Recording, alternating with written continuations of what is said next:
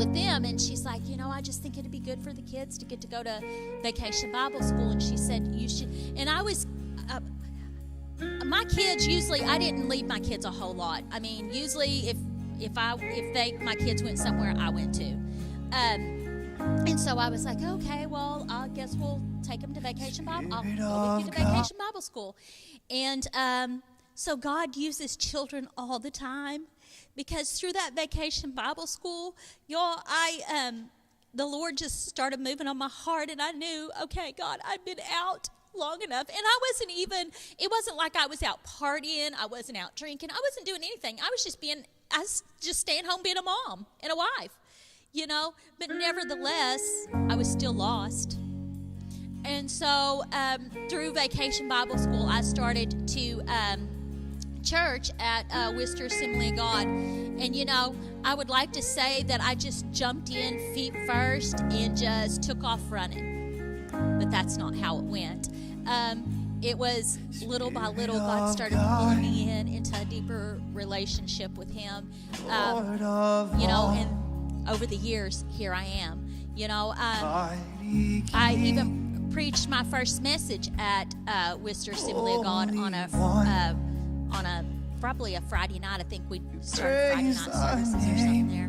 But anyways, so the Lord has just grown me, and He continues to grow me. I'm still not where I need to be, but I'm certainly not where I was when I got back into church. And so that's just a little brief description about me. And so, because how many of us, y'all probably, I don't think I've ever shared that with anybody before, of how I came back to know the Lord, So I just want each one of y'all to come up, those that will. You don't have to. Just, you can tell your testimony. You can tell how you come to know the Lord. You can tell some of the struggles that you've had, how the Lord has brought you out. Or if you're not even comfortable with that, you can just tell us, like I did, what your favorite color is, what you like, what brings you happiness. We just want to get to know each other on more of a, not so much of a superficial level. Obviously we know each other's names, but do we really know each other? So, anybody, not everybody jump up at once. Okay.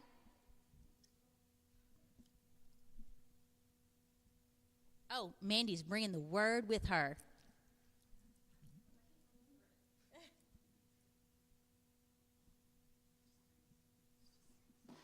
Bring the whole box, Mandy. Yes. You have a friend. Yes, you have a friend. That's why there's 2 chairs, Mandy. Oh, that makes sense, Trish. That's smart. Well, I'm going to be one of those old people who says back when I was born. That's where I'm going to start. Not that far back, but far back. I was raised in church. And if there's any parents out there whose kids don't like church, there is hope, because I despised it until I was about 21. Absolutely hated it. I would hide my shoes all the time so we could be just a few minutes late. But when you grow up Pentecostal, you know how much a few minutes is just a few minutes less than 3 hours in church.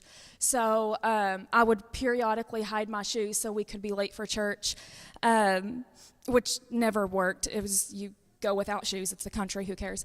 But I hated church. And now I preach and do praise and worship.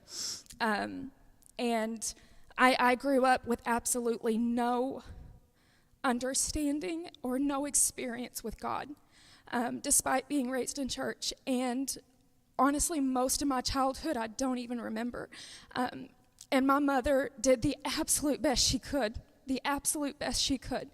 But she was raised in an abusive situation, and she married into an abusive situation. And she was shut down and in survival mode. If there's anything I've learned about survivors of abuse, they are just totally shut down, trying to live that day. So she did the best that she could. And I've talked a lot with Natalie about growing up in our childhood and how there just was not a lot of nurturing there. And we were just checked out. Like I said, we were checked out too. And unfortunately, being raised in church it didn't help me. It didn't do anything as a child, and I think it's because we tend to really minimize children's relationship with God. We teach them about God. We don't teach them how to be saved or how to have a relationship with God.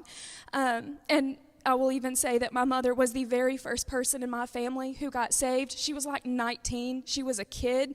Again, she did the best that she could. She was figuring out God on her own. So my sister and I, we weren't taught this is how you pray or this is how you hear God's voice. So I just grew up in all that, completely shut down, spiritually shut down, and having, honestly, really not a deep concept of love. And it's funny, Natalie tried really hard to stay in church whenever my family quit church when I was about 13, and we would actually scream and yell at each other from opposite ends of the house. She would tell me, I need to go to church or I'm going to go to hell, and I would tell her I will save her a seat. And this was our teenage screaming arguments. And so that was her way of trying to get me saved, was screaming at me.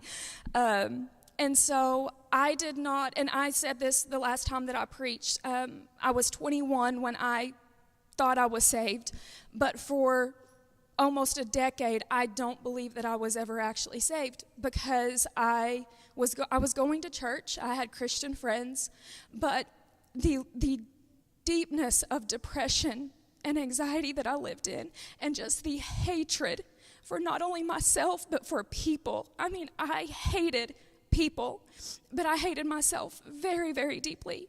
And I was not submitted to God. I was not obeying his commandments. So I don't believe that I was saved during that period. But God,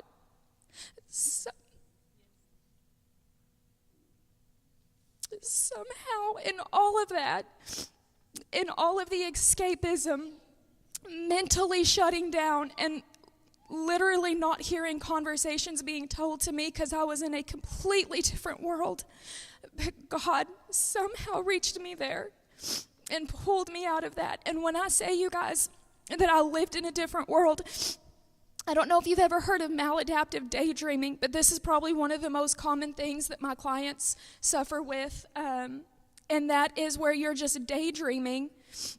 You're just daydreaming all day, and it is so deep that it actually change your emotions. If you've ever maybe saw a sad story on the news, and then you thought, well, what if that was my family? And then you start daydreaming it, and then you make yourself upset, like to the point that you're crying or you can't sleep because you're so deep in this daydream. And that sounds so silly, but it is to the point it's been identified as a coping skill for anxiety and depression. And I was so deep, lived so deeply in this dream world. I mean, losing chunks of time, because this was my safety to get out of this world, because this world was so bad. And God brought me out of, oh my gosh, the darkness that I lived in. It was a bottomless pit is how it felt. And there were times, most of the time, I was so lonely that I physically hurt. Like my body and my chest hurt from loneliness. And God, and it's, we get saved, and there's a part of us that thinks, well, God is just going to fix all my issues. My issues, outside of myself, didn't go away. Obviously, Lara is still dealing with what she's dealing with. Liam is still dealing with what he's dealing with, and we all revolve and circle around them. And I can't change that, but I could not imagine doing this without God, and it is only by his grace that he kept me alive until he saved me, because if not for him, I would not be here. I can promise you I would not be here if it weren't for him. So, real quick, I'm almost done. Psalm 61 says, and this is my testimony, you guys. This is my life. From the end of the earth I will cry to you when my heart is faint. Lead me to the rock that is higher than I, for you have been a refuge for me and a strong tower from the enemy. And you guys, that is very much what God has been for me and what he has done for me. And while the things in my life have not changed much, He has changed me. And the things that I am able to handle now and the strength that I have, it is not my own at all. I promise. It is not. It is all God. Okay, that's it. Julie?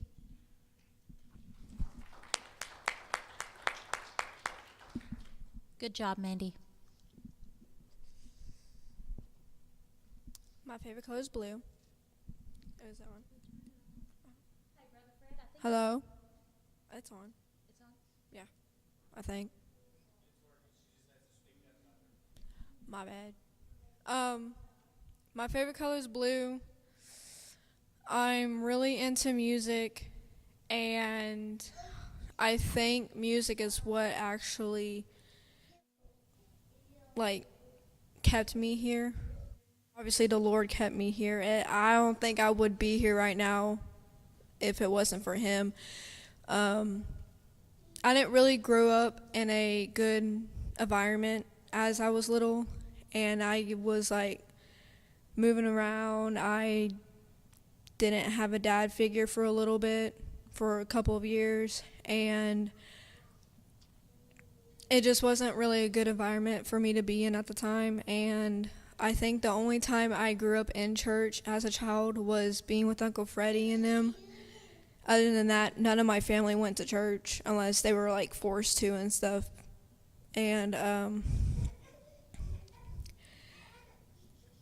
it got to the point where I wasn't around good friends at all. I wasn't around people I should have been around because I was the outside of other kids. I wasn't like them, and all I had was my brother and stuff, so I did whatever he did, and I tried to fit in with whoever friends he had, which he had a little bit older friends, and I was still young, so I didn't know any better, and I didn't have anybody else to go to. So growing up in that environment and having those type of friends around kind of took a knot at me in my life. And I got saved when I was 12, but at the time I didn't know anything about it. I just did it because my friend told me to, so I did it. And I felt different for a little bit, but then once I got back home from church camp, I completely lost it again. I felt like I wasn't even close to Him again because I wasn't surrounded by the right people anymore. So it felt like it was that whole summer was for nothing. And when I got back home, it's I got depressed again. I was doing this, I was doing that. I had to clean, I had to do something. And my mom wasn't the best mom for a little while after she got divorced, so that hit a lot on me. In my personal belief, I don't think I was one of the favorite siblings. I only had one sibling, but I don't think I was the favorite. So my whole childhood and up to I was probably 16, I didn't feel like I was anybody's favorite, and I didn't feel like I really belonged here and stuff because it was either all about this person or that person, and really I didn't feel heard or anything. And it wasn't until I decided, it was what Manny said, I felt so alone to the point my body was physically hurting, and I felt so horrible about myself, and I hated people too. I didn't want to talk to people. I didn't want to talk to family much. And when I turned 16, my whole life dropped.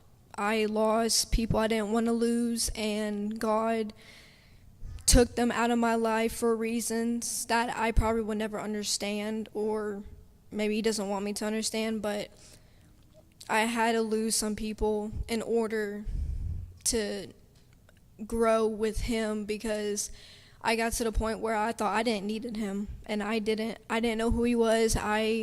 No one taught me about Him besides Uncle Freddie, and even then I thought I needed proof to even know who He was. So I did a lot of bad things, and I used His name in vain a lot because I thought it was just for nothing.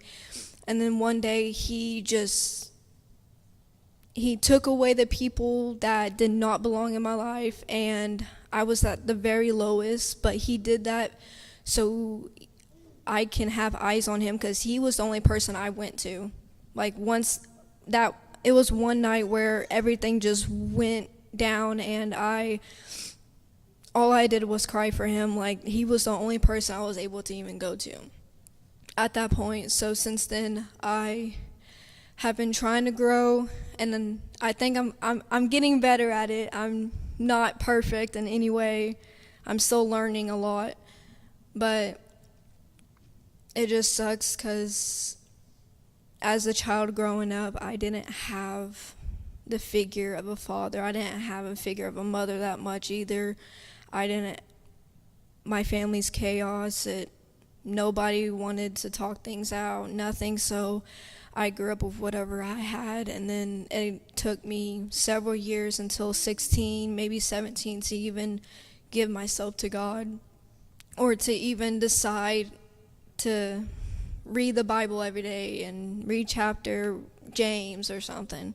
Because back then I felt like when I was 13, if God didn't keep me waking up, I don't think I'd be here right now. And there's a lot of kids that deal with that nowadays, and some parents have got to the point where, like, it's like they don't see it until it happens, you know? And I feel like Uncle Freddie and them and Matt and them have basically pushed me to become better. It was in my ear. Yeah.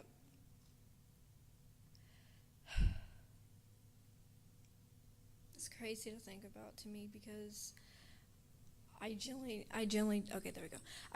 don't think I would actually be here right now, and it's shocking to even think about. But yeah.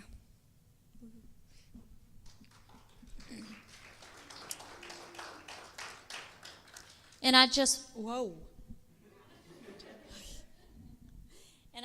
y'all to know that if you're not comfortable sharing tonight, you don't have to, because I do feel like we're going to carry this on until everybody is comfortable kind of sharing. So you don't have to feel rushed to do it tonight. We'll do it next time. Does anybody else want to share tonight? You do? Okay.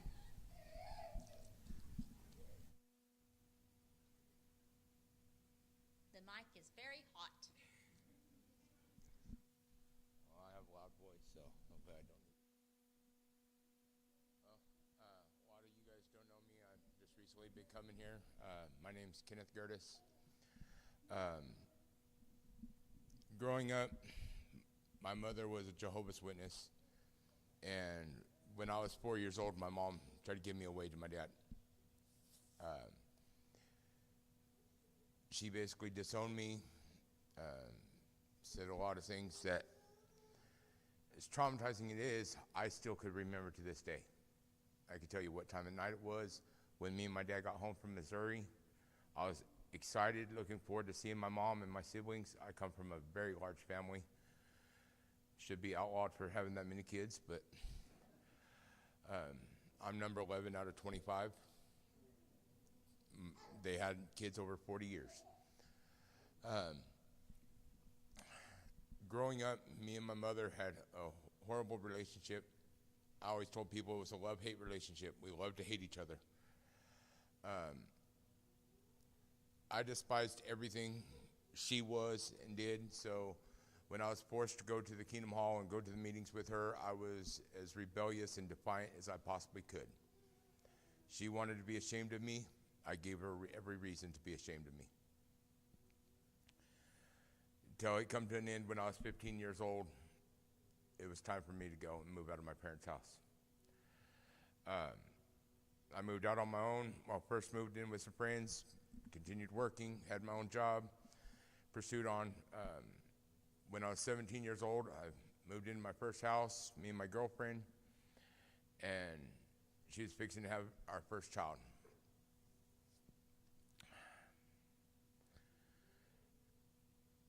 just shy before she gave birth to our first son, in 2000, she went to a block party. I just got off work. I didn't feel like going. I said, partying scene was not my forte, but she's like, well, we're going to be parents. It's going to be our last time we could go party. And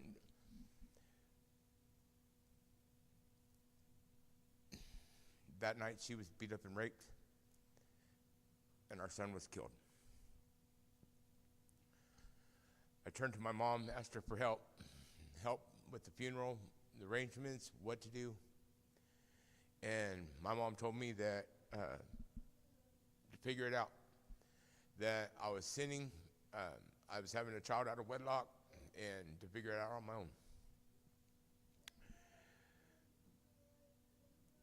Out of anger and hatred, when I got to the hospital, when the assault, first found out about the assault, and talked to my girlfriend, the police were talking to me and said she would not tell them who done it and who the people were and everything else. And I tried talking to her, and she wouldn't tell me who they were either. She was afraid of retaliation.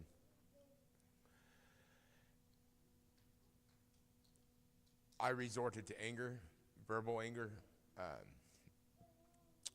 I called her some choice names and told her, if she's not going to tell the police who done it so we could get justice for our son, then tell me and I will get justice my way. She still refused.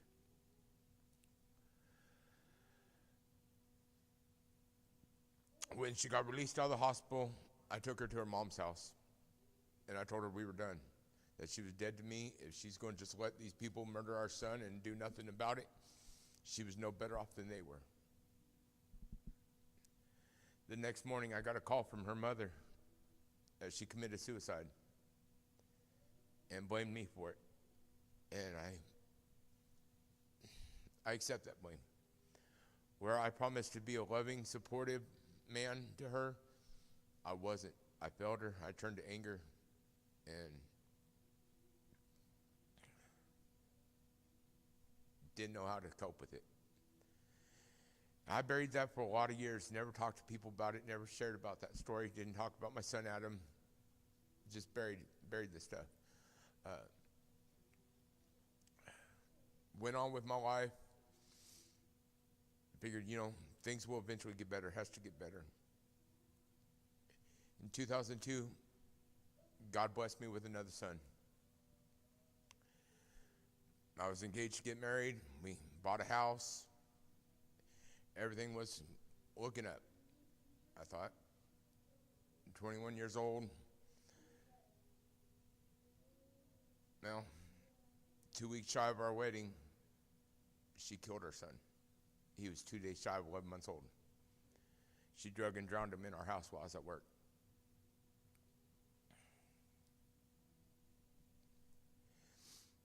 I lost it.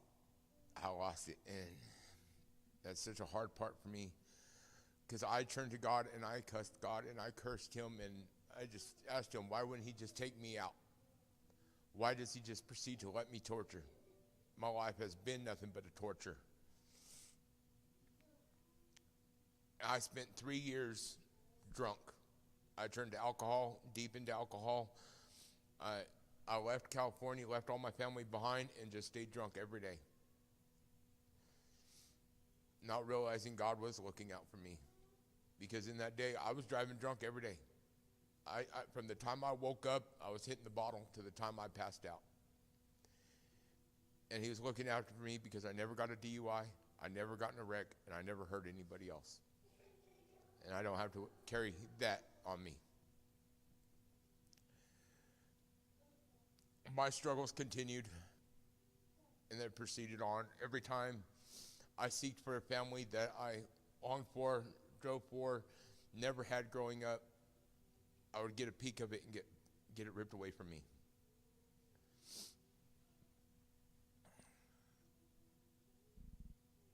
By the time I saw 30 years old, I had buried 6 children.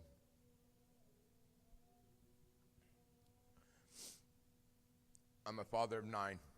I talk about my parents having a lot of kids in here. I got 9. But You've met two of my kids. They come with me when I have them. When Wyatt was born in 2015, I was a nervous wreck. I was paranoid every time I went to work and that phone rang. I just knew it was the worst. It was on the end of that phone every time. Yeah, it was really stressful, really hard, and I was really hard on Wyatt's mom that year. I really was. I mean, I didn't want her taking my son out of the house when I wasn't there. She didn't take him to the store when I wasn't there. It's like, you don't understand how easily he could be ripped out of our arms. He's not going nowhere without me. Till my daughter was born 14 months later. After she was born, God brought a lot of peace to my life. That I've gotten past the bad in my life. We're moving forward. But I didn't turn and accept God. The first time I really felt God's presence and really felt Him working in my life was 2013. I came down with colon cancer. I was really struggling with it.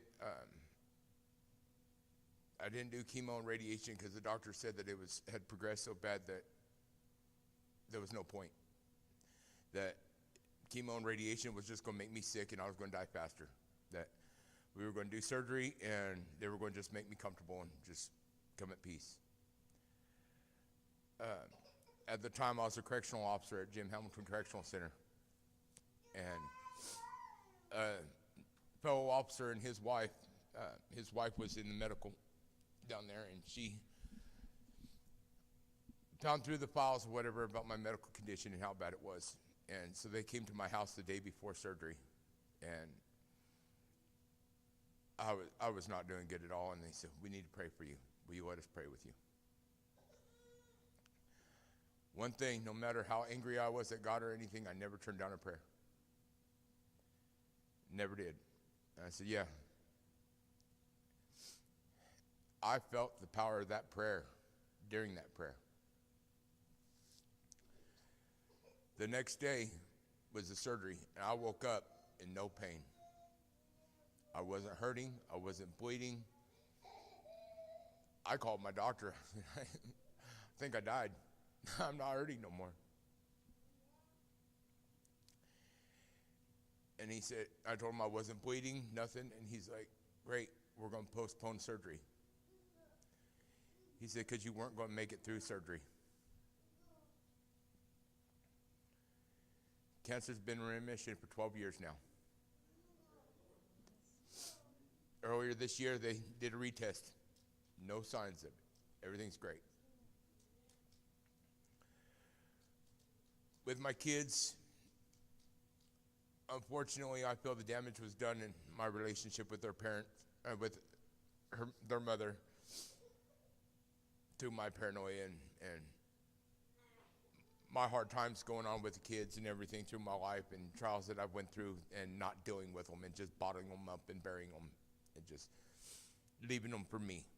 They're my burdens to bury, nobody else's. So I didn't share it with nobody. Doing that just builds anger. It truly does. It makes it so easy for you to get angry over the littlest stuff. That when the big things come across, you snap too easy. You know, it's funny. I look at them praying over me with the surgery and before surgery and everything, and I still didn't turn to God. I didn't turn to God until 2022, December 2022, when my marriage come to an end.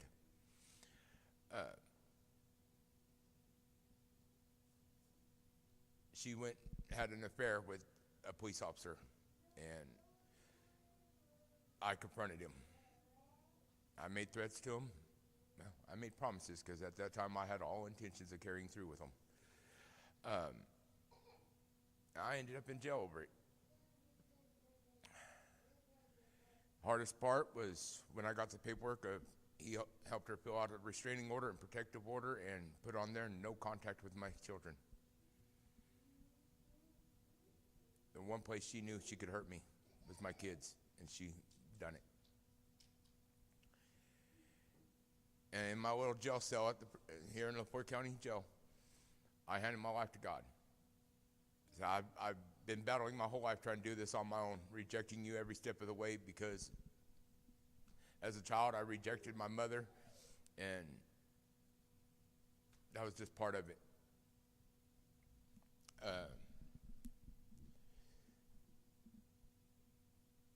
And he has not forsaken me. 2023 was a hard year. After I got out of jail, shortly, a couple months later, I had a massive stroke. It didn't break my faith.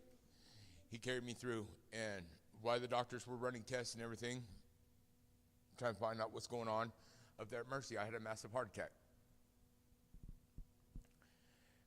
Pretty bad when you're in your cardiologist's office and they have an ambulance come take you from there to the hospital for your heart. Well, they come in with a syringe, looked like the size for a horse. It was about that big around, full of fluid, at least that full. And I said, what is that? They said, it's morphine. We got to calm your heart down before you die. You're going into surgery. I've never had morphine before that point. I was ignorant to it. What I knew about morphine was that's what they give you to comfort you right before you pass. And I just started breaking down. I'm going to sit here, die alone in the hospital. My kids ain't even going to know. My kids hadn't seen me in months, don't even have a clue what's going on. They just know that they got ripped out of my life, and they never spent a day without me till then. The doctor told me that it was going to be a 9-hour surgery. I had enough time to post a video on Facebook, letting my friends and family know what was going on and where I was at. As we went into the surgery, I was breaking down and freaking out inside. And Jesus grabbed my hand and he told me, relax, I got you.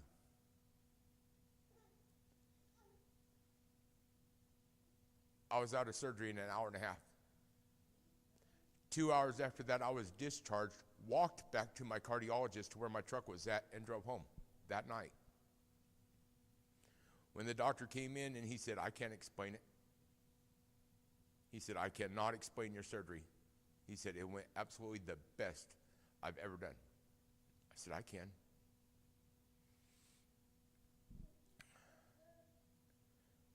Right after that, as my luck has it, I ended up getting rear-ended by a drunk driver, April 1st of that year. I did not have my seatbelt on. It sent me into the steering wheel. I was at dead stop at a signal light, and he hit me at 70 miles an hour. Crushed my throat, inflamed my tonsils, and I had some cysts in my throat that they thought was throat cancer that I was fixing to have surgery on prior to that. But when I got crushed into the steering column, it just inflamed everything to where it was suffocating me. So I had to have surgery, have my tonsils removed and those abscesses removed. And I got out of surgery that day. This is just going based on what people told me. I have no remembrance of it.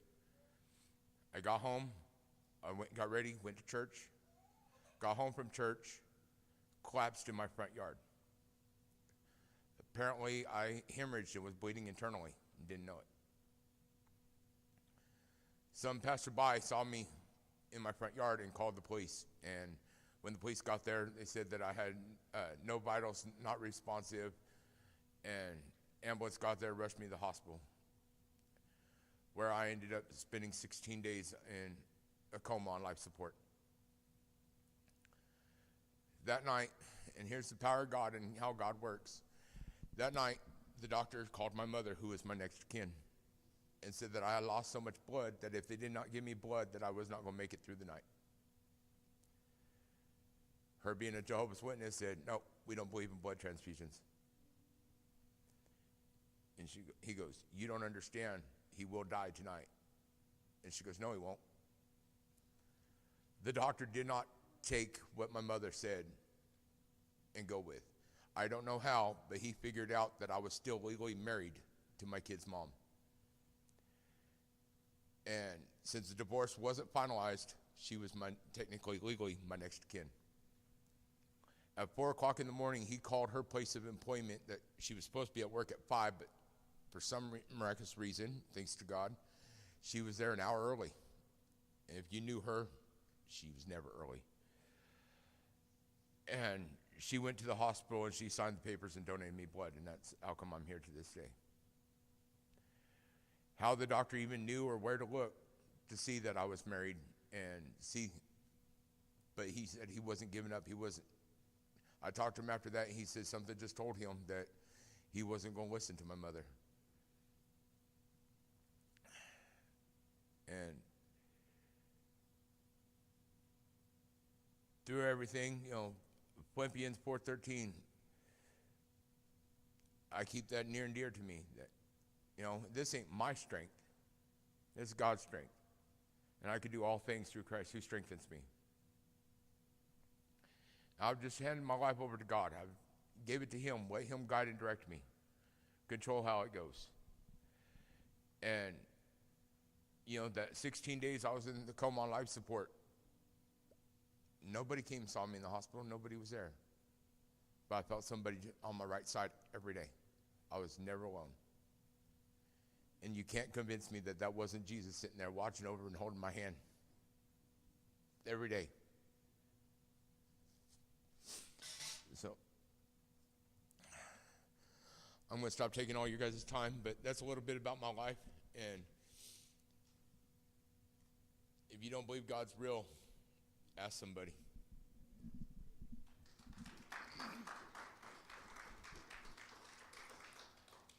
Okay, so we're not going to be able to get through everybody tonight, but I want you to be praying. No, you're fine. You're fine. I want y'all to be praying about what it is God wants you to, because we truly are overcomers by our testimony. And, sometimes the devil thinks that he can just hold us captive until we let it out. And so just be praying about what it is that God wants you to share. When I was praying about this and kind of meditating with the Lord, and this is kind of what he showed me. Have you ever seen like these broken pieces of like glass? There's all these broken pieces of glass. And he's taken all of those broken pieces and he's making something beautiful. And he's making something beautiful among these. You are each one of you as a broken piece of glass. And God is going to take each broken piece of glass and he's making something beautiful. What is that? Is that a kaleidoscope that has all the different... Have you ever looked inside of one of those kaleidoscopes? It's amazing. And that's what God's doing here tonight. He's taken all of the broken pieces and he's making something beautiful out of it. So if we have one short one, we can do a short one. If not, we can continue this on another Sunday night. Okay? So y'all just be praying about... I think Kim and Relish are trying to decide. No. They're just messing with each other. I just want y'all to really be praying about what it is. God, what is it you want me to expose? What is it that the enemy has holding power over me? And I just want this out. So y'all just be praying, and we're going to continue this on. I won't be here next Sunday night. I will be on my way to Yellowstone looking at some buffalo. So... But anyways, so y'all just be praying. I think Sister Sandra's doing next Sunday night, so she probably won't be doing this. If she does, that's great. But if not, we will pick it up the next time, okay? So does anybody need prayer tonight? I never want to end a service without prayer and just giving us the opportunity to end with prayer. Does anybody need any? Sister Adele? Okay.